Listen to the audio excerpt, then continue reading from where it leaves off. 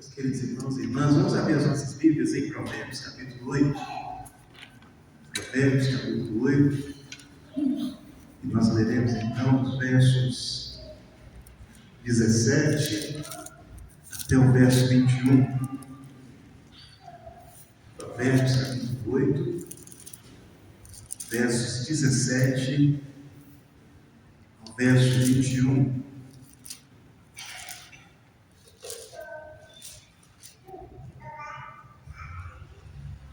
E a palavra do nosso Deus nos diz assim: eu amo os que me amam, os que me procuram me encontram. Riquezas e honras estão comigo, bens duráveis e justiça. O meu fruto é melhor do que o ouro refinado. O meu rendimento é maior do que a prata escolhida. Ando pelo caminho da justiça e sigo as veredas do juízo, para dotar de bens os que me amam e encher os seus tesouros. Oremos. Senhor nosso Deus, nosso Pai, muito obrigado pela tua palavra que é viva e eficaz. Muito obrigado pela oportunidade que temos nessa noite de celebrar ao Senhor, de prestar culto ao teu santo nome. E obrigado porque tu és um Deus que ouve as nossas orações. Tu és um Deus que nos fortalece por meio da tua palavra, por meio de cada irmão, cada irmã. E como é bom, ó Deus, viver esse tempo de encontro. E a nossa oração é que, neste momento, ao meditarmos a tua palavra, o teu Espírito Santo continue a ministrar aos nossos corações a tua palavra. Que eu seja somente um instrumento do Senhor, do compartilhar das verdades eternas, a tua palavra, do coração do teu povo. Nós oramos em nome de Jesus. Amém e amém. Meus queridos irmãos e irmãs, nós estamos fazendo uma caminhada ao longo do livro de Provérbios. E nesse mês de julho, nós estamos dedicando a nossa atenção ao capítulo 8 de Provérbios. E na primeira semana nós trabalhamos exatamente o tema: a sabedoria ergue a sua voz. A sabedoria que sai pelas ruas e procura, então, meus queridos irmãos, os pecadores. A sabedoria que anda pelas ruas e convida os cansados e sobrecarregados. A sabedoria que ergue a sua voz, não apenas falando de bênçãos, mas mostrando a fonte das bênçãos. A sabedoria que sai pela rua e encontra pessoas que estão afundando, pessoas que estão emocionalmente, espiritualmente e até fisicamente, por diversas circunstâncias, atolados. A sabedoria que é o próprio Cristo Jesus está gritando. E ela o faz através da minha vida e da sua vida. Nós que somos a igreja do Senhor Jesus, nós devemos fazer isso. A sabedoria, então, ergue a sua voz. Então, na primeira semana de julho, nós trabalhamos exatamente os versos 1 ao 5 de Provérbios, trabalhando esse tema. E como é bom saber que o nosso Salvador, a sabedoria encarnada, por meio do seu Espírito, também nos convida. Ela ergue a voz e diz a cada um de nós: não temas, porque estou contigo. Não te assombres, porque eu sou seu Deus. Eu te fortaleço, eu te ajudo. Ao passares pelas águas, eu serei contigo. Ao passares pelo fogo, ele não te queimará, nem a chama arderá sobre ti. Todos os dias, a sabedoria do Senhor ergue a sua voz através do sol, através da lua, através do ar que nós respiramos, através dos insetos, porque a palavra de Deus nos diz que os céus declaram a glória de Deus, e o firmamento anuncia as sombras das suas mãos. Um dia faz declaração, outro dia sem linguagem e nem fala, não se ouve a sua voz. E é interessante que o Deus a quem nós servimos, Ele ergue a voz, chamando a todos nós, chamando o mundo para que viva uma experiência de salvação, para que viva uma experiência de amor, para que viva em novidade de vida. Mas na semana passada nós trabalhamos a segunda sessão deste livro, agora nos versos 6 ao 16, quando falamos sobre o caráter da sabedoria. E o que nós aprendemos então na semana passada é que a sabedoria de Deus, ela revela a verdade do Senhor. A sabedoria de Deus, ela também revela a sua justiça. E a sabedoria de Deus, ela possui um valor inestimável. Um valor maior do que o Elon Musk, o trilionário, possui na sua conta. Um valor maior do que qualquer riqueza na face da terra. E é esse tipo de riqueza que nós precisamos buscar dia após dia. Mas hoje eu quero conversar com os irmãos e falar com os irmãos sobre as recompensas da sabedoria. Os versos 17 até o verso 21 nos fala exatamente dos benefícios que nós recebemos ao acolher a voz, ao aceitar o convite da sabedoria. E aqui, de antemão, quero dizer, nas palavras da irmã Estela, compensa servir ao Senhor. Vale a pena andar na presença de Deus. Como o Ademar de Campos vai dizer na sua música Amigo de Deus, não existe nada melhor do que ser amigo de Deus. E portanto há várias recompensas, várias bênçãos reservadas àqueles que almejam a sabedoria. E a sabedoria aqui no capítulo 8 de Provérbios, ela é personificada. Ela ganha voz, ela ganha perna, ela ganha mão. E ela está então nos convidando, vem, me conheça. E é o próprio Senhor Jesus que assim o faz, e vale a pena servir ao Senhor. E a primeira recompensa, então, meus queridos irmãos, que nós encontramos nesse verso 17, é vivermos uma experiência de amor. Observe a parte A do verso 17. Observe o que está escrito aí. E o texto vai dizer: eu amo os que me amam. Vamos juntos? Eu amo os que me amam. Então a primeira recompensa que nós temos ao acolher a sabedoria é viver uma experiência de amor. E é interessante nós entendermos, meus queridos irmãos, que o amor de Deus ele possui uma dimensão incondicional, ou seja, independente do que façamos, Deus nos ama. E a palavra de Deus nos diz em João 3,16 o que mesmo? Porque Deus mundo de tal maneira que deu o seu Filho unigênito para que todo aquele que nele crer não pereça, mas tenha a vida eterna. Agora, uma outra face do amor de Deus é que, ao mesmo tempo que ele é incondicional, independente do que façamos, o Senhor continua nos amando. Existe uma face condicional desse amor também, reservada a nós, ou reservada àqueles que acolhem a voz da sabedoria. E este amor, ou essa experiência de amor, só é vivida quando depositamos a nossa fé em Cristo Jesus. E agora quero te convidar aí a Romanos capítulo 8, verso 28. Observe o que a palavra de Deus vai nos dizer agora, pensando numa perspectiva condicional, ou seja, não são todos que conseguem experimentar dessa dimensão de amor. Não são todas as pessoas que conseguem alcançar essa dimensão. Por quê, pastor? Não são todas as pessoas, porque nem todos creem. Porque nem todos se rendem ao Senhor Jesus. E observe o que o texto vai dizer: sabemos que todas as coisas cooperam para o bem de quem mesmo? Daqueles que amam a Deus, daqueles que são chamados segundo o seu propósito. E é interessante nós entendermos isso.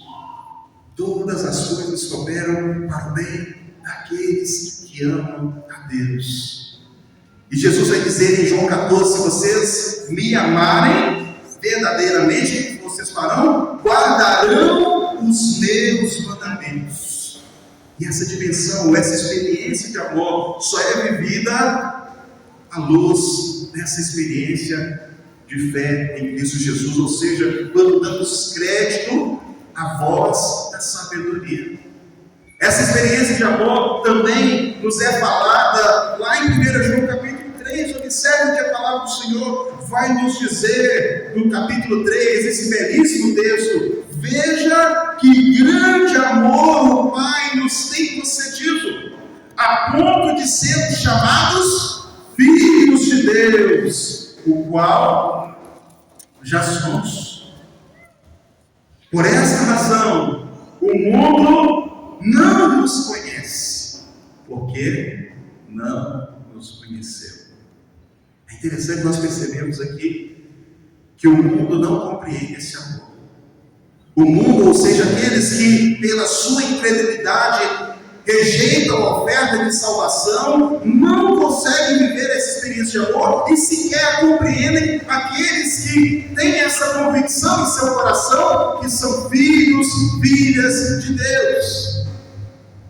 E aqui então está a primeira recompensa, o primeiro benefício de acolhermos a voz da sabedoria. O segundo benefício, meus queridos irmãos, de acolhermos a voz da sabedoria é sermos encontrados por Deus. Observe a parte B do verso 17 de Provérbios, verso 17 do capítulo 8. A parte B vai dizer: os que me procuram,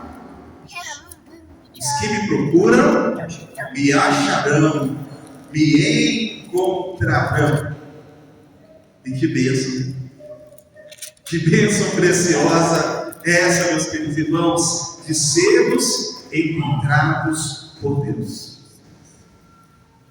E Isaías 55, verso 6 vai dizer-nos o quê? Buscai ao Senhor enquanto se pode achar, invocai-o enquanto está aberto. Você tem buscado? Você tem buscado ao Senhor continuamente? Todos os dias nós precisamos buscar o Senhor, buscar a sabedoria do alto dos céus para a tomada de decisão. Quantas vezes tomamos decisões impulsivas no rompante? E se tivéssemos respirado? E se tivéssemos conversado com Deus? Teria sido tudo diferente. Você já parou para pensar quantas carreiras foram encerradas porque não foi levado a Deus em oração uma situação? Quantos casamentos acabaram ou foram rompidos porque não levaram diante de Deus aquele conflito, aquela situação? E é interessante nós entendermos, meus queridos irmãos, aquilo que Tiago, capítulo 1, verso 5, vai nos dizer. Lá está escrito: se alguém tem falta de sabedoria, o que deve fazer? Peça a Deus, que concede essa sabedoria sem censurar, sem discriminar, sem zombar. Aqueles que me buscam, encontrarão. E a palavra de Deus vai nos dizer: buscar-me-eis e me encontrareis, quando me buscardes de todo o vosso coração. Quer viver essa experiência de ser achado e encontrado por Deus? Que você seja ou esteja entre aqueles que buscam ao Senhor. Ele está perto daqueles que o invocam, daqueles que o chamam pelo nome. Mas a terceira recompensa, aqui na linguagem do livro de Provérbios, agora, meus queridos irmãos, no verso 18. Verso 18 vai nos dizer: riquezas e honra estão comigo. E o verso 18 segue dizendo: bens duráveis e justiça. E a terceira recompensa, então, exatamente a riqueza. Alguém que adquire a habilidade da parte de Deus, ele se torna uma pessoa próspera. Vamos pensar, meus queridos irmãos, nos benefícios de alguém que recebe uma nova vida em Cristo. Uma pessoa que antes de Cristo, ela gastava uma quantia considerável do seu salário em cigarro, em bebida, em coisas que não edificavam. A partir do momento que essa pessoa teve um encontro com o Senhor, tudo isso que ela usava ou gastava em drogação, em coisas que não abençoavam a sua vida física, a sua família, agora podem ser empregadas para outras coisas. O orçamento familiar é impactado. É impactado por isso. É interessante nós entendermos que a vida, ela melhora sim também no âmbito material, quando acolhemos a sabedoria do alto dos céus. Mas quando falamos de riqueza e prosperidade, nós precisamos aqui também passar por um texto que às vezes nós sequer sabemos o que isso significa. E eu quero te convidar aí a Romanos capítulo 8. Romanos capítulo 8, versos 16 e 17. Romanos capítulo 8, verso 16 e 17. Observe o que a palavra de Deus vai nos dizer aqui sobre riqueza, sobre prosperidade. Verso 16: o próprio Espírito confirma ao nosso espírito que somos filhos de Deus. E se somos filhos, somos também herdeiros. Herdeiros de Deus e co-herdeiros com Cristo. Se sofremos com Ele, para que também com Ele sejamos glorificados. Você já parou para pensar o que significa ser co-herdeiro com Cristo? Participante das bênçãos ou das riquezas celestiais de Cristo Jesus.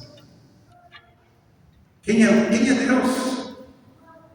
Deus é o dono do ouro e da prata. Quem é Deus? O Salmo 24 responde: do Senhor é a terra e a sua plenitude, o mundo e os que nele habitam. Quem é Deus?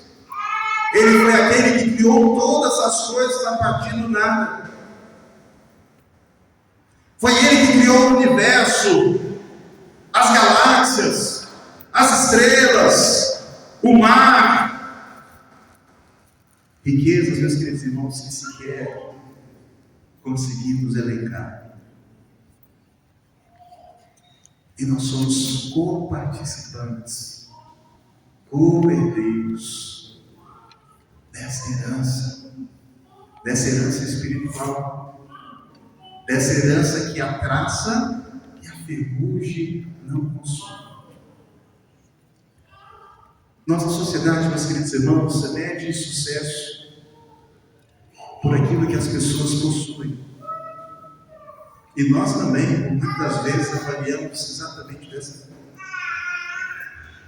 Mas a verdadeira riqueza, a verdadeira prosperidade está em andar com o Senhor, em ter Jesus no coração, ter Jesus na vida.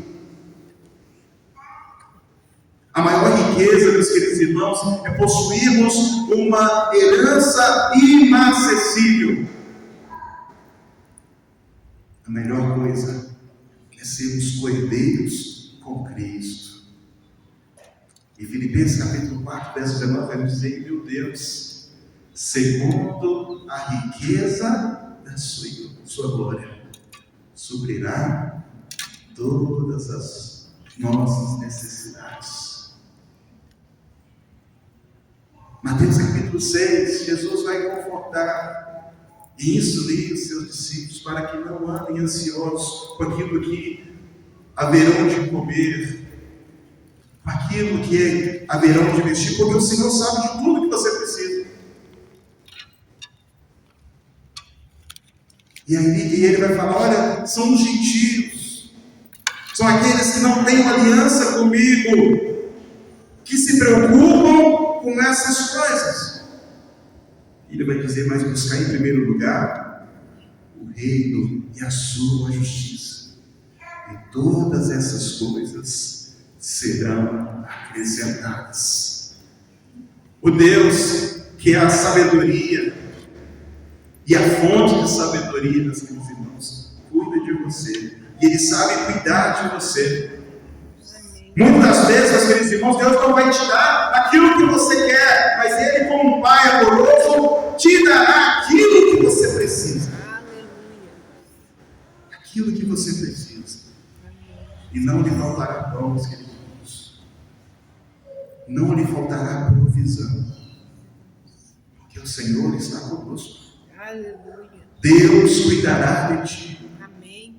Deus cuidará, e Ele preenche o nosso coração da paz que excede todo entendimento, e Ele preencherá, meus queridos irmãos, nos momentos da agitação da nossa alma.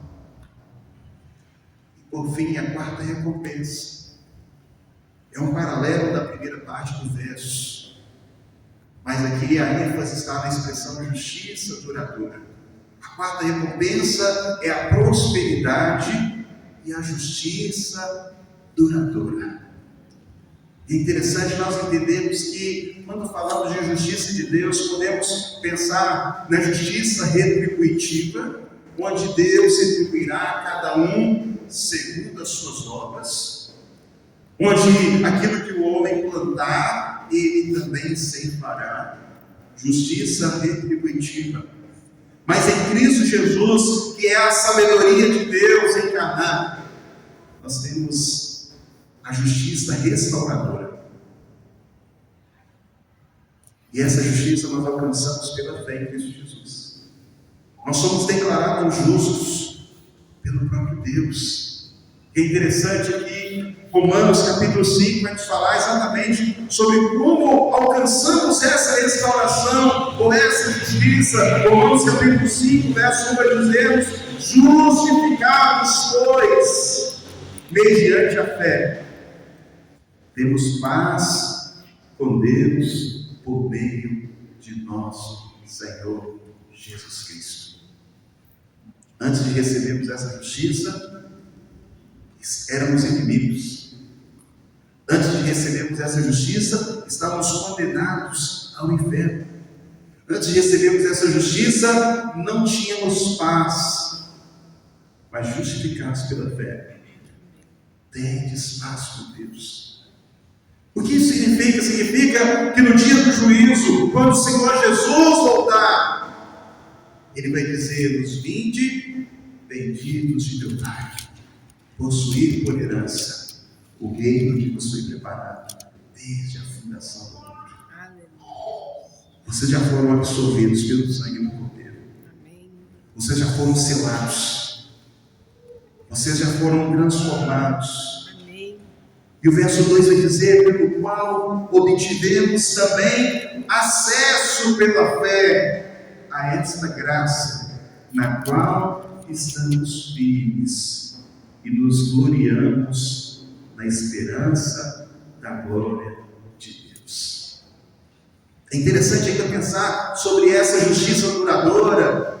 O Salmo de número 1, o Salmo de número 1 na classificação dos Salmos, é um Salmos de sabedoria, que vai mostrar o destino dos ímpios e o destino dos justos, como vivem os ímpios e como vivem e viverão os justos.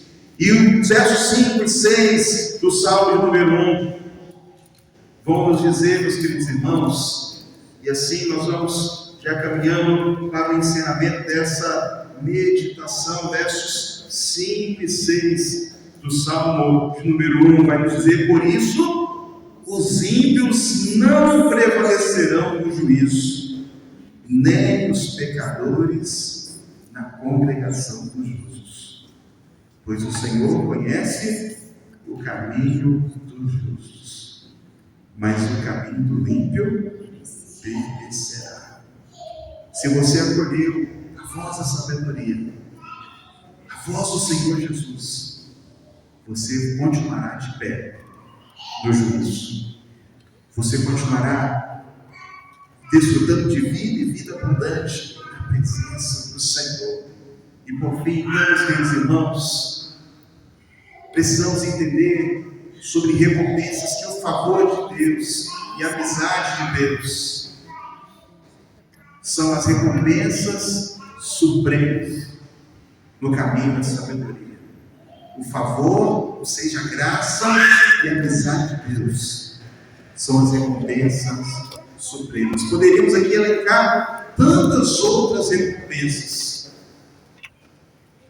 Recompensa de ter, por exemplo, de ser suprido com conselhos.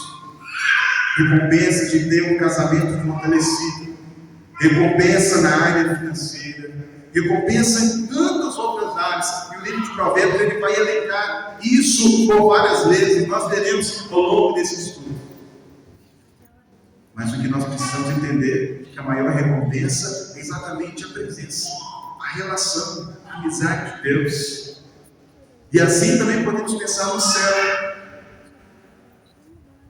O céu é o melhor lugar para nós, não meramente porque tem ouro de ouros, não meramente porque tem coisas que sinalizam riqueza e glória. O céu é o melhor lugar porque Deus está lá. E nós estaremos com Ele.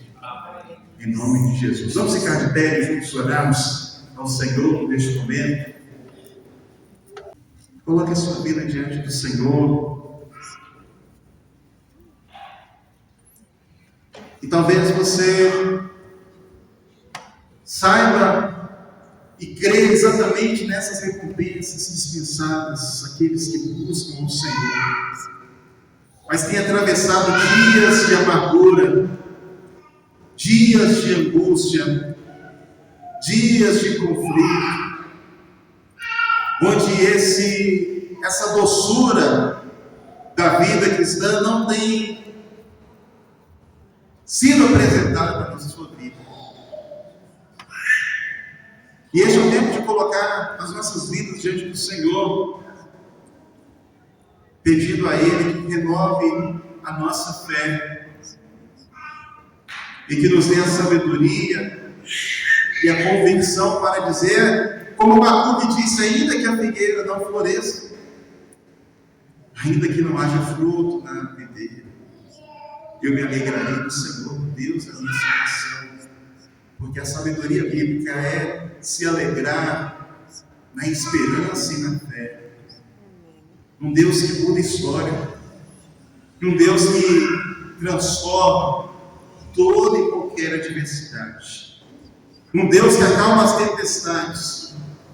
E às vezes é exatamente nesses momentos de vale, nesses momentos de deserto,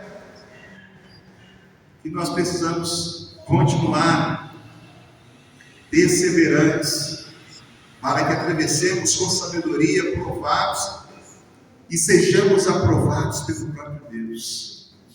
E a minha oração é que o Senhor faça que você perceba dia após dia a doçura da vida cristã, a doçura de poder meditar na palavra do Senhor, de modo que você esteja entre aqueles que têm prazer na lei do Senhor, na companhia do Senhor, e se relaciona com Ele dia e noite. Pai querido, a nossa oração é agradecendo pela Tua palavra.